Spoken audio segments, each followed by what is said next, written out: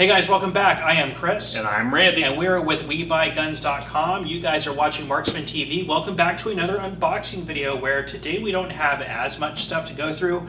So that should make this one a little bit quicker, but I know there is some cool stuff in here. So without further ado, let's jump into it now.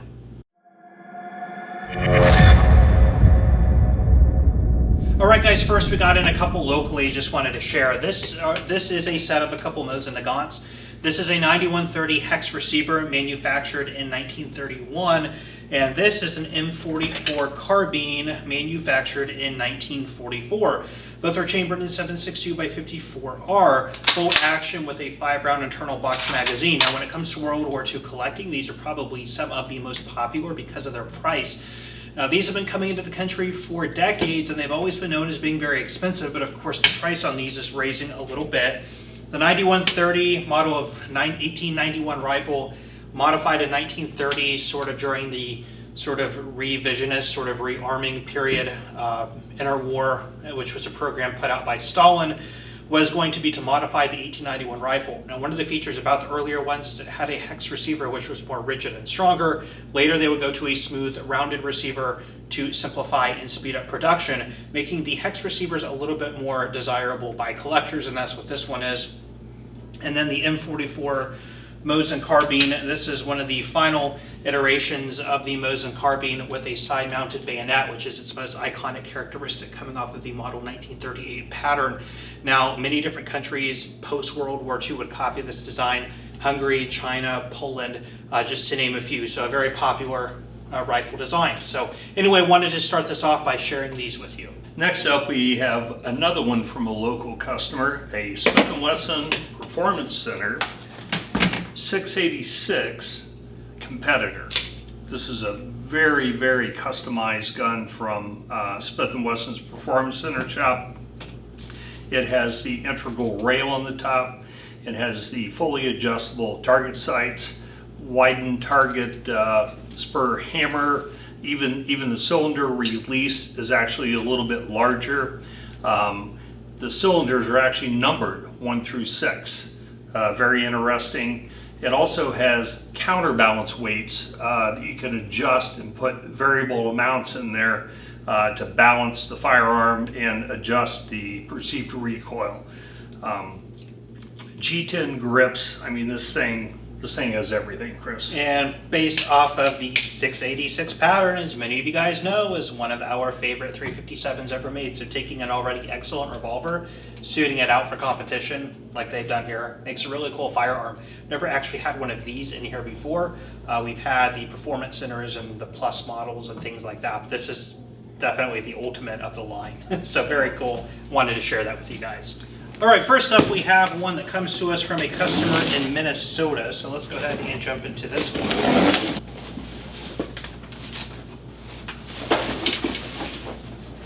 Is that everything on?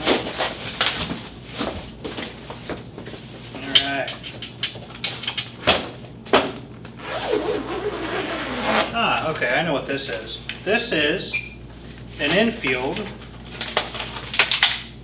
#1 Mark III, specifically, no, if this is a number 3, no, just #1 Mark III, but this is a 22 training rifle. This particular one, yeah, it's an early one. As you can see there, the early bolt handle. It's something to do with reissued to New Zealand or something along those lines. I'm actually not super familiar at the moment with the 22 training rifles, but obviously they were repurposed to 22 LR. This one, I've seen them in a few different configurations. I've seen where magazines have been taken and actually like a 22 internal magazine would be embedded into the 303 mag, and I've seen the 303 mags with the follower and the follower spring removed, where this just acts as a shell catcher, making this really what it is a single shot 22 rifle. So you got to plug in the rounds one at a time. The bolt has been repurposed. Let's see here, very interesting. Yeah, so the firing pin face has been moved down closer to the 6 o'clock position. Very weird rifle. And again, I'm going to do more research on this and get a lot more detail in a weekly used gun review for sure, but very interesting to get that one in. What do you think about the condition?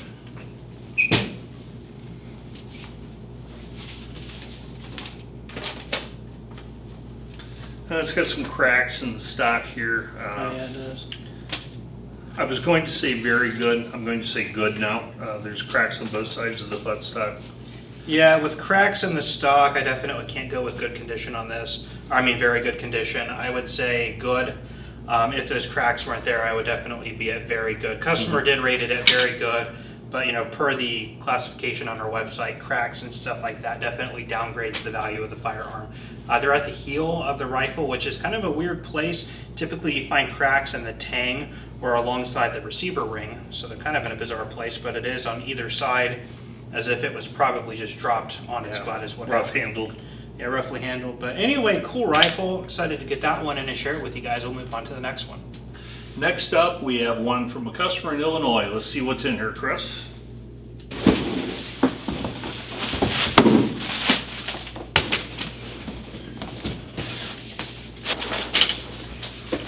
We're getting there, Chris.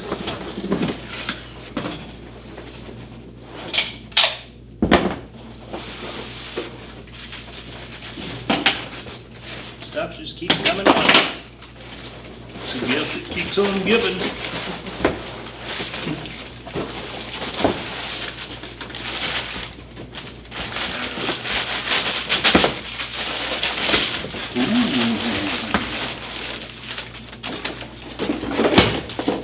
So France was one of the first modern militaries to have a wide-scale adopted semi-automatic rifle. That was the French RSC in the First World War. France liked the concept of supplying, I should say, a semi-automatic rifle to everybody in their armed forces. So in the interwar period, they would start a semi-automatic weapons program. One of the first that was really ready for production was the MOS-44, but by the time Germany had invaded, they had to shelve the project. Once they got control of the arsenal again in 1945, they would keep up production of the 44 model. Then in 1949, they had a revised version called the MOS-49. And then in 1956, they had a further revised version of the 49 model, which is why this was named the 4956. It was France's semi-automatic rifle through the Cold War era. It's what French troops would have used in their involvement in the Vietnam War and I believe the Suez Crisis as well. So, different conflicts that this was used in alongside the MOS-36 rifles. Really, really cool piece of history. Uses somewhat of a direct impingement type system, similar to what you would find in an AR-15. Has a detachable 10-round box magazine. Grenade launching spigot right up here at the front. I have to remind myself how to actually use that. Flash hider, just a cool rifle. As collectibles, these are going up in the market every single day, just like all other surplus rifles. And French firearms in general used to have very little following, but now, because of certain personalities online, a lot of people collect these things. So very cool rifles. What do you think about the condition of that?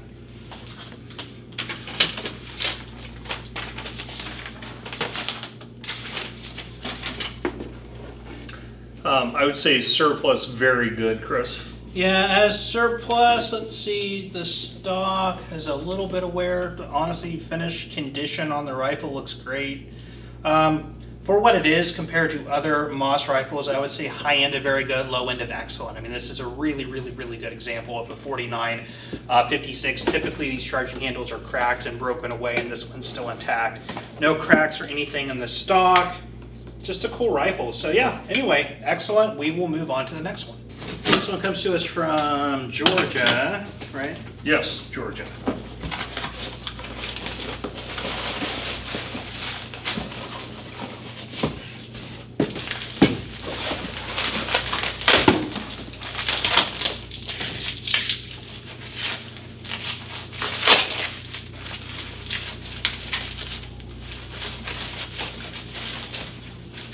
Very nice.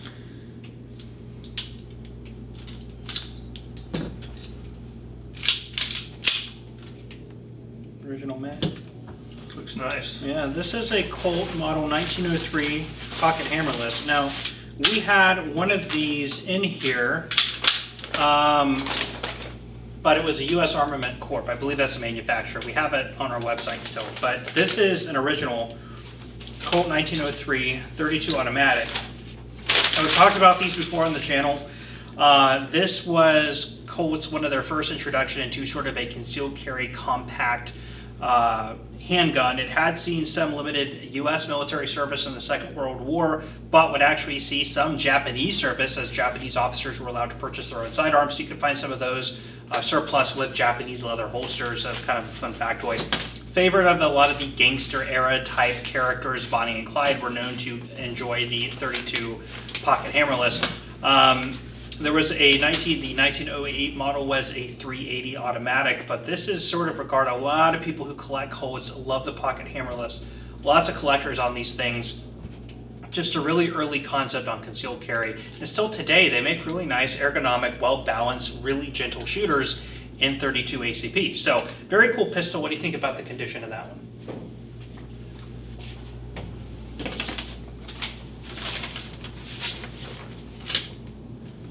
Well, Chris, considering its age, I mean, it has scratches and handling marks here and there on it.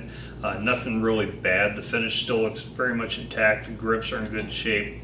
I would put it at the high end, very high end of good. Customer said good. I agree with that for what it is. And the markings are nice and clear. I would say there's just a little isolated area of pitting right above the trigger. Grips are free of cracks, but are definitely worn from years of being handled. I would probably also put this in the high end of good. If the customer had said very good, I would have gone with it, but definitely good, we all agree. Nice looking pistol. Anyway, let's move on to the next one. Next one up is from a customer in Louisiana, Chris.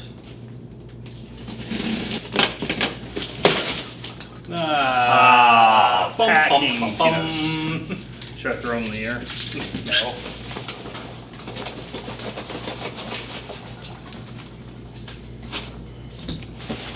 Notice I use the little trash can so we don't have to dig in the big one if stuff A falls. gun goes in it, in a magazine.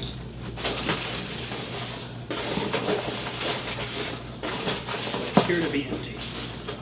A live ferret, Chris. Yeah, a live ferret comes running out. Okay, Chris. We have a Kel-Tec P3AT and 380 auto, Chris. These are a very budget-minded concealed carry. Kel-Tec is always very innovative. Some of their things hit a higher end, some of their shotguns and some of their other guns. A lot of their things are very affordable price point when you're on a budget. They actually do work, Chris. And the Kel-Tecs, like the P3AT and the P32, were some of the very earliest deep concealment pocket polymer frame handguns. So Kel-Tec has always been sort of one of the first on the scene. I think it even predates the Ruger LCP and the Taurus TCP. So it was around that era, but always been a popular one. One of the complaints about these that a lot of people have said is that it's very sort of edgy. It's got very kind of sharp points on it. So being very tiny and lightweight under sort of a snappy amount of recoil can really dig into you, which was what a lot of people say. But as a very inexpensive deep concealment pistol, they're actually they're not bad little guns. Very, very, very affordable. For a tank of gas today in 2022, you could probably pick one of these up. So very nice. What do you think about the condition of that one?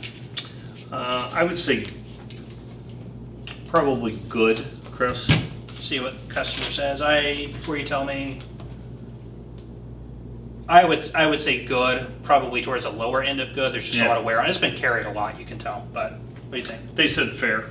Yeah. So That's fair. high end of fair, low end of good. It's right there. And looks on these things don't really matter as long as they work. So just cool little pistol. So happy to get that in and share it with you guys. All right, guys. Next up, we have one from Arlington, Virginia.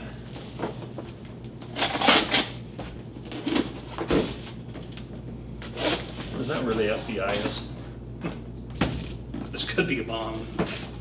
Yeah, it actually is. Arlington, Virginia. I think it's home of the Home of the FBI. and I believe the ATF, Department of Justice. The Department of Justice. I was at the Department of Justice building in D.C. Not for any official reason. Just walking by. Nor would he be at liberty to say. All right. This is a Ruger. Very well packed, by the way. Thank you.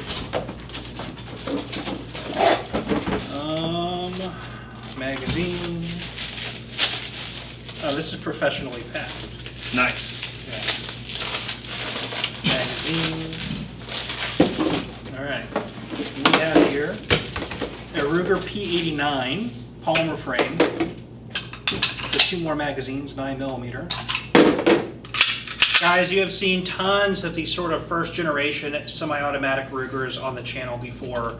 P89, yeah, 9mm. So these early ones, they either have the alloy cast. This is the cast. Did I say polymer frame? This is a cast frame. This is a cast frame. The P95 was the polymer frame. Cast frame, these things are very big, very clunky, built like tanks, but they work. People really like them. They wanted to get an edge into the police market, but that was really being dominated by Smith & Wesson and their 3rd Series handguns and Glock, who came onto the scene in the late 80s, early 90s. But a lot of people found a place on these on the commercial market today. They are very inexpensive still, so you can get into these for not a whole lot of money. What do you think about the condition of that one? 5 magazines, original box, cool handgun. I would say probably the high end of good, Chris. Maybe the low end of very good. Yeah, so customer says very good. There's a couple marks on the frame and grips, a couple handling marks on the side, but I'm going to say that very good is it's right in there. Definitely well stated. So cool handgun again. You guys see these first gen Ruger semi-autos on here all the time. They're just kind of everywhere. So cool handguns. We'll move on to the last one. Last but not least, we have this one coming to us from Louisiana. I'll go into the side here. Packing peanuts.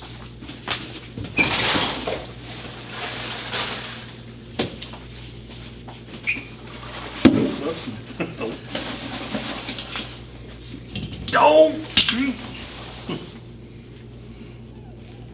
Make sure you check the bore, Chris. Yeah. Alright. What we have here, this is a Beretta 92D Centurion model, sort of an upgraded M9 series, filled with grease. They did, see it's got the Wilson combat grips on it. They did change to a, looks like a double action only hammer, with actually a super nice trigger pull, but it is double action only. It's got a lot of wear on it. What do you think about the condition of this one? It's 4 magazines.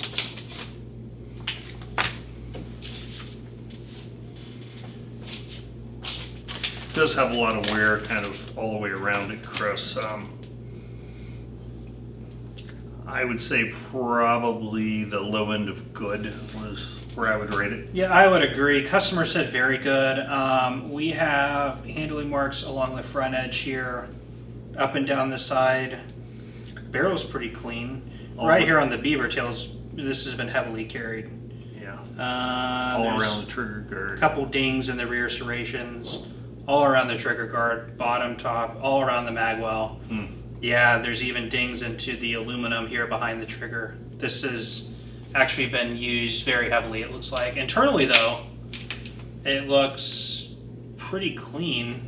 But it's filled with oil. Carried a lot and not shot a lot, possibly. Yeah, but definitely I would say actually low end of good on this one. It's pretty well used.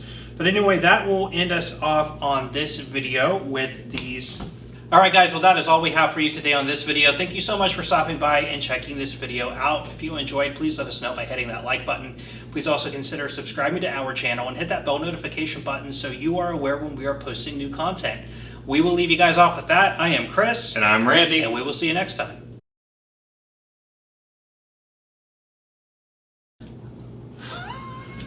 What? It's loaded. It's loaded.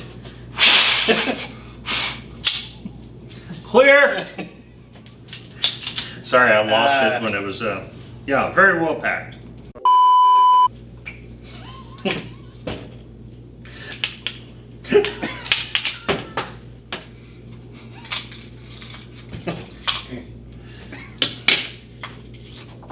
Okay. Tweezers. This is a well-preserved firearm. Yes. Anyway, guys, I'm going to leave you off with that. I am Chris. And I'm Randy. Damn it, Randy. We were almost there. Sorry.